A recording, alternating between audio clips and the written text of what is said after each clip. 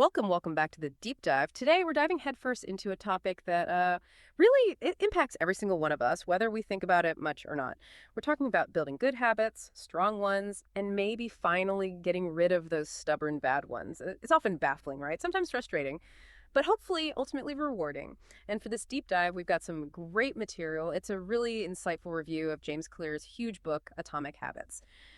You've probably heard of it. It's not just another self-help book. This thing's a global phenomenon. It's genuinely shifted how millions think about change.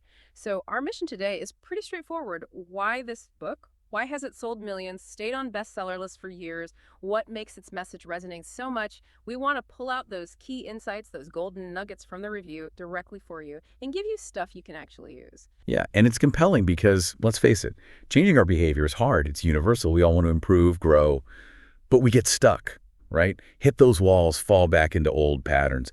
And this book, as the review really highlights, it tackles that struggle head on. But the clever part is how it shifts our focus. It moves us away from thinking about huge, grand gestures. Yeah, the massive overhauls that never stick. Exactly. Towards what Clear calls these tiny, consistent improvements. It's like re-engineering how we even approach change itself. And that's the hook, isn't it? That core idea, it almost sounds too simple, getting just 1% better every single day. The idea that this can compound into, massive success over time, it sounds almost easy. Well, maybe deceptively so. Right, but the review insists its power is real. It's rooted in how we actually work as humans.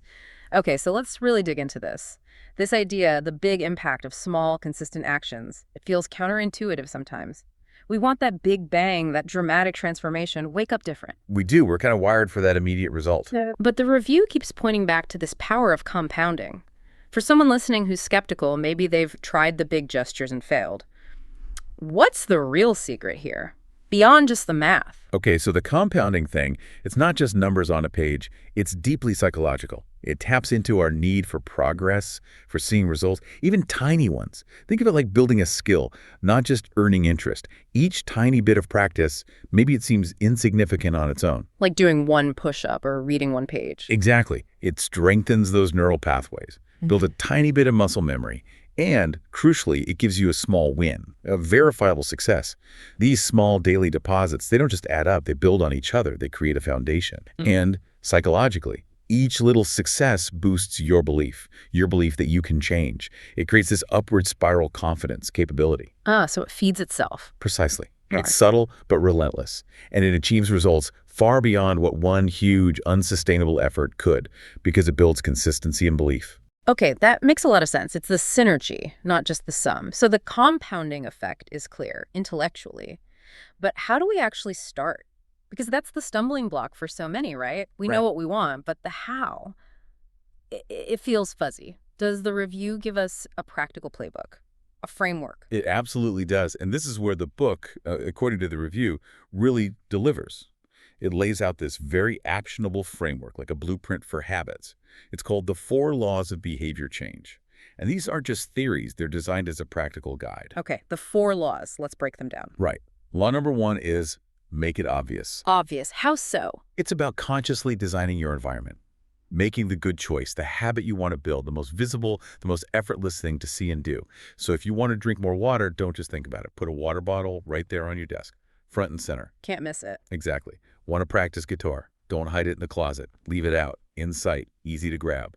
It basically uses our own laziness, our tendency to follow the path of least resistance. So you're making the good habit the easiest, most obvious path, almost tricking your future self. It reduces the need for conscious thought, for that decision-making energy, which we only have so much of. Okay, so once it's obvious, the next law is make it attractive. Attractive. Okay, so how do you make flossing attractive? Well, maybe not flossing itself, but you link it. Our brains love rewards, pleasure. So this law is about pairing a habit you want to do but maybe resist with something you genuinely like. It's something called temptation bundling. Temptation bundling. I like that. Give me an example. Okay, say you want to exercise more, but you love listening to a specific podcast. Rule. You only get to listen to that podcast while you're exercising. Okay. Linking the want to with the get to. Exactly. Or maybe you need to tackle some boring admin work. You pair it with your favorite fancy coffee, something you look forward to. It makes the less desirable task more appealing. Makes sense. Linking those pleasures. Does the timing matter? Like, does the reward need to be instant? The closer the pairing, the better. That immediate link is stronger for the brain. Okay, so it's obvious, it's attractive, but maybe you still don't start. Yeah, the starting is often the hardest part. Which brings us to law number 3. Make it easy. This is huge. It's about starting incredibly small. Reducing friction. Getting rid of excuses. If a new habit feels like this monumental task, your brain just slams on the brakes. Yeah, we set the bar way too high, don't we? That feeling of dread before you even begin. Totally. So make it easy means minimizing the effort needed just to initiate the habit. Lower that barrier to entry. Just get the ball rolling, even if it's just an inch. Precisely. Which flows right into the 4th law, which is critical for making it stick long term. Make it satisfying. Satisfying. The payoff. Yes, you need to reward yourself, even in a tiny way, immediately after doing the habit. Our brains are wired to repeat things that feel good. When doing the habit leads to a satisfying feeling, it reinforces the whole loop. Makes you want to do it again. The feedback loop. Hardwiring the habit. Spot on. It connects directly to that primal reward system. Could be just a mental high five, checking something off a list, tracking your streak, maybe a small, non-destructive treat. But that immediate positive reinforcement is vital. It tells your brain, hey, that was good, let's do it again. This feels like the secret sauce for actually making habits last. You're basically reprogramming your own reward system. But how do you make the satisfying part not feel like another chore? Does it have to be external? It can be intrinsic, like just noticing you feel calmer after meditating or stronger after a workout, that counts. Or it can be extrinsic, like that check mark. The key, according to the review's take on Clear, is that it's immediate and positive. That direct link is what builds the habit. Okay, so that's building good habits. Obvious, attractive, easy, satisfying. But what about the flip side? The bad habits we desperately want to ditch. Does this whole framework work in reverse? Can we use it to, dismantle the stuff we don't want to do? Great question. And yes, absolutely. The review points out the framework is brilliantly symmetrical. To break a bad habit, you just invert the laws. Invert them. Okay, how? So instead of make it obvious, Yeah. you make it invisible. Hide the cues. If you waste time on social media, delete the apps, maybe leave your phone in another room during work hours. Get it out of sight, out of mind. Exactly. Yeah. Instead of make it attractive, you make it unattractive. Reframe it. Focus on the negative long-term costs associated with something unpleasant in your mind. Okay. Instead of make it easy, you make it difficult. Add friction. Want to cut down on junk food? Don't keep it in the house. Store snacks somewhere hard to reach. Make it a hassle. Increase the effort required. Right. And finally, instead of make it satisfying, you make it unsatisfying. Introduce a small, immediate consequence or penalty. Even just tracking it, noting down every time you slip up can make it less appealing by increasing awareness. Wow, okay. That's a really complete toolkit for building and breaking. That's powerful. But you mentioned make it easy. Something the review really highlighted, and I think it's genius, is the 2-minute rule. Yeah. It seems so simple, but maybe profound. It feels like the ultimate hack for just getting started. Can you unpack that a bit more? Oh, absolutely. The 2-minute rule is brilliant because it directly tackles that initiation friction we talked about. Our brains, especially the planning part, can get overwhelmed by big goals. So the rule says, whatever new habit you want to start, scale it down. Scale it way down to something that takes less than 2 minutes. Less than 2 minutes? Like what? Like the example from the review. Goal isn't exercise more. The 2-minute version is put on your workout shoes. Just put on the shoes. That's it. That's the start. It's not the whole workout, obviously. It's the gateway. By making that first step ridiculously small and easy, you kind of trick your brain. You bypass the resistance that stops you before you even begin. And once the shoes are on, you're already in motion. Your brain longs a tiny win. And the next step feels less daunting. Exactly. Maybe you just walk out the door. Maybe you do one stretch. It leverages momentum. Starting is everything. That's a great reframe. But let's be real, sometimes even putting on the shoes feels like climbing a mountain. Does the book or the review talk about those deeper blocks? Or is it all practical hacks? It does touch on it indirectly. By focusing on these tiny wins, the 2-minute rule builds self-efficacy. It builds confidence.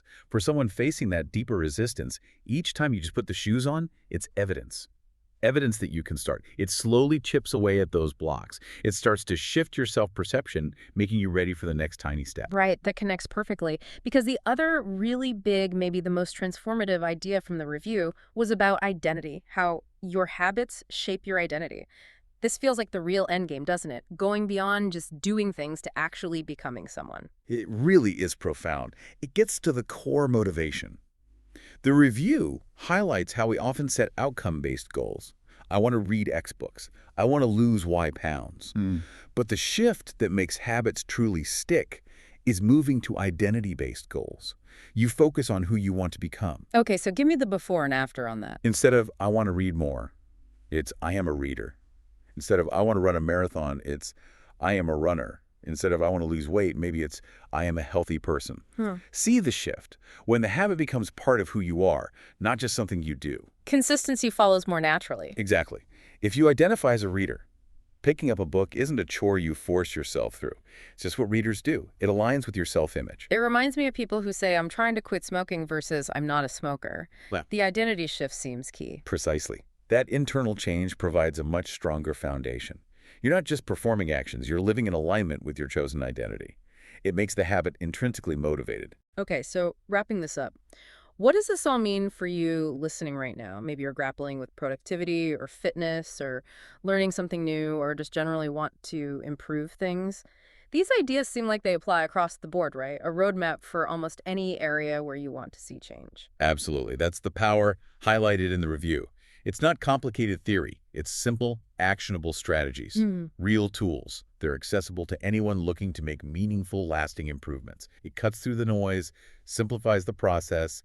It gives you a clear, human-centered way to build the life you want, one tiny step, one small habit at a time. What a fantastic deep dive. We've covered some serious ground. The surprising power of compounding small changes, those 4 laws as a clear guide, the genius 2-minute rule for starting, and maybe most importantly, linking habits to identity. The review gave Atomic Habits a solid 5 out of 5, and honestly, after digging into these core ideas, you can totally see why. It takes complex ideas and makes them incredibly usable for your daily life. Definitely. And maybe, as a final thought to leave you with, something drawn from the review's conclusion. Remember, big changes come from small habits. So the challenge for you is, what's one tiny, almost invisible habit you could start today? Something small but consistent that aligns with the person you aspire to be. Just think about how that one tiny action, if you stick with it, could start to reshape your daily experience and ultimately who you become.